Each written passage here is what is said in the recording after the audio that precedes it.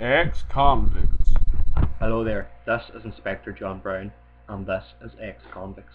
With us tonight we have serial child molester and sexual predator Mr. X. He has been given this name for his own protection. Mr. X, aged 42, served 12 years of a 27-year sentence and has been released on good behaviour grounds. So Mr. X, would you care to explain what led you to being prosecuted?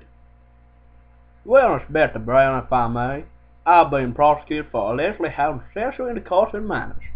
I'd also like to state that the allegations of me also sodomizing those girls are not true, and quite frankly it's disgusting. I'd just like to add at this point that Mr. X's semen was found inside 3 5-year-old girls, 1 12-year-old boy, and also a 90-year-old disabled man. Oh shit. Rumoured to be a family member. Moving on, how do you feel about the way you have mentally and physically scarred these young children and also the elder?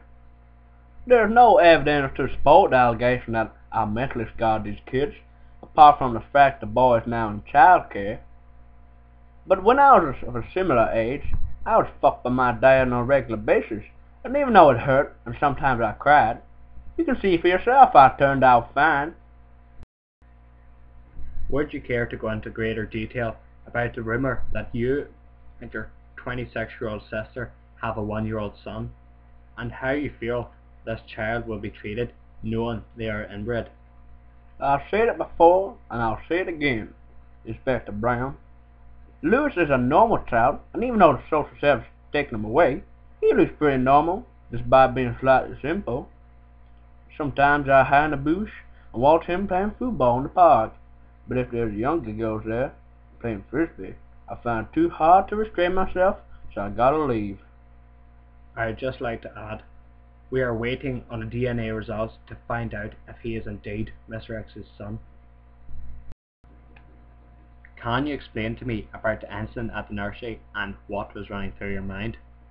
I was having a cigarette outside my flat after an argument with my girlfriend, and then I decided to go on a walk to clear my mind, when I came across the nursery a few minutes from my flat. I'd seen it before, but this time I noticed it a bit more. Saw a pink bike outside and had frilly tassels, which seduced me. I went to the window and I saw a class of kids. 3 of them caught my eye. I waited for them to guard for break, and I lured them with some jelly toes. I took them behind the bus shed. I restrained 2 of them while I ripped their trousers and pants down. I tickled their untouched pussy and slowly massaged the bumhole with my free pinky. This is the point I usually take the bra off, but in this case I didn't need to. After I began to thrust into her, I forced the others to watch. Fucked the girls so hard, they couldn't even scream.